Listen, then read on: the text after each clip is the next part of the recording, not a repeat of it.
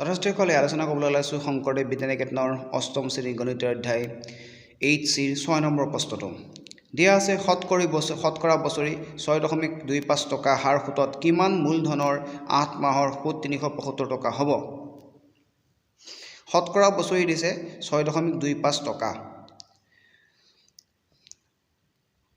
কিমান মূলধনৰ তাৰমানে মূলধন কিমান পি কিমান উলিয়াব লাগে সময় দিছে 8 মাহ আৰু সুত হল 375 টকা ঠিক আছে 8 মাহ দিছে আহাচোন অংকটো ক্লিয়াৰ কৰিছো সকলোৱে মন দিবা প্ৰশ্নটোৰ মূল কথা সুতৰ হাৰ r% = 6.25 টকা সময় n 8 মাহ সুত i সমান 375 টকা সুত মানে সৰল সুত i 375 টকা মূলধন p কিমান এটা সময়টো 8 মাহ দিছে আমি জানো এবছৰত 12 মাহ তাৰ মানে মাহক আমি বছৰলৈ যদি প্ৰকাশ কৰোঁ তেতিয়া হ'ব কি 12 ভাগৰ 8 বছৰ 12 ভাগৰ 8 বছৰ হ'ব মানে 8 মাহটো 12 ভাগৰ 8 বছৰ হ'ল তাকে এতিয়া প্ৰথমে মূলধন উলিয়াব লাগে মূলধন উলিয়াবলৈ আমি ইয়াক সৰল সুতৰ ফৰ্মুলা ব্যৱহাৰ যেটো সৰল সুত দিয়া আছে গতিকে আমি সৰল সুতৰ নিয়মত বহাই অংকটো সমাধান কৰিবলৈ চেষ্টা কৰিম সৰল সুত দিয়া সৰল সুত i বুলি লিখিছো মই ইয়াত হালধীয়া ৰং ব্যৱহাৰ কৰিছো তেতিয়া ৰঙা ব্যৱহাৰ কৰিছো তাতে উজ্জ্বল হ'ব তেতিয়া সৰল সুত i সমান p r n by 100 এতিয়া আমাক যেহেতু প্ৰশ্নটোত সৰল সুত দি থোৱা আছে সৰল সুত 375 টকা ইয়াত সৰল সুতত 375 টকা ইফালে বহালো ইয়াৰ তলত সমান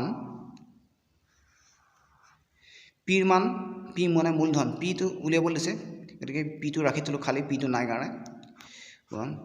r হল সুতৰ হাৰ হল 6.25 পূৰণ সময় n 8 মাহ আছিল তাক বছৰলৈ প্ৰকাশ কৰোঁতে হল 12 ভাগৰ 8 বুলি কওঁতে আমি 12 টো তলত পাতিলো আৰু 8 টো ওপৰত পাতিলো আৰু তলত 100 আছে 100 টো থাকিবই তাৰপিছত আমি এতিয়া p সমান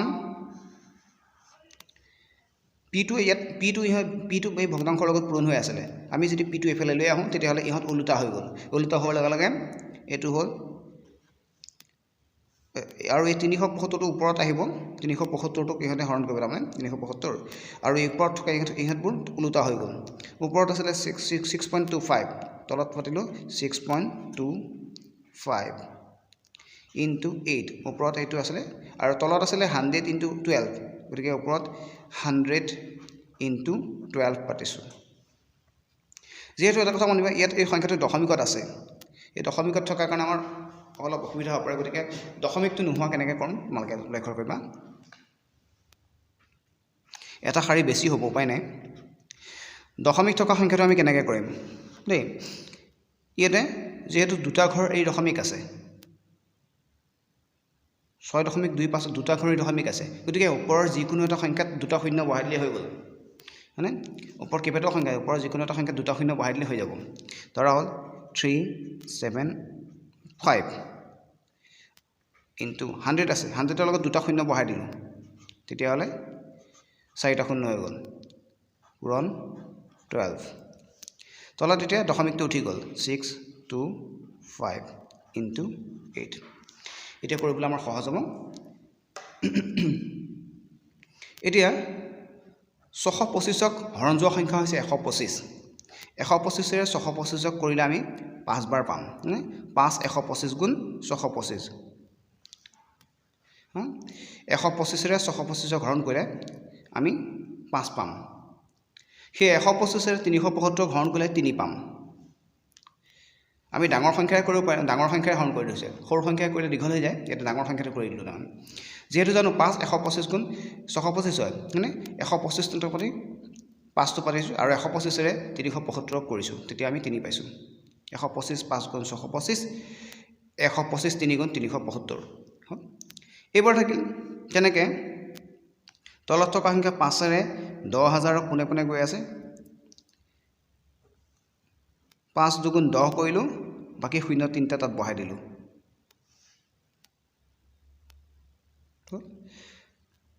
তাৰমানে 5ৰ লগত 2000 পূৰণ কৰিলে 10000 হয় এটা গেলে এবাৰ থাকিলে 8ৰে 8 আৰু 3 কটাকটি নাযায় 8 যুগ্ম 3 অযুগ্ম মৌলিক এতিয়া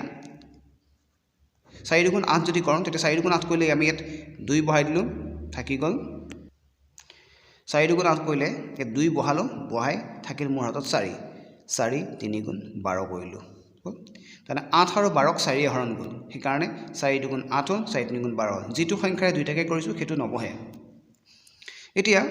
তলত থকা সংখ্যা 2 আছে 2 আৰু 3 বেলেগ বেলেগ মৌলিক সংখ্যা কটাকটি নাযায় ইয়াতো 2 আৰু 3 বেলেগ বেলেগ মৌলিক সংখ্যা কটাকটি নাযায় গতিকে 2 ৰে আমি 2000 কৰিব পাৰিম কেনেকৈ 2 1000 গুণ 2000 2 1000 গুণ 2000 হৈ গ'ল 2000 গুণ 2000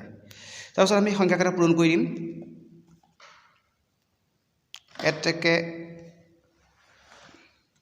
এটাকে p সমান 3000 গুণ 3000 আৰু 3000 3 গুণ 9000 টকা আকৌ দেখুৱাইছোঁ 3 3 গুণ 9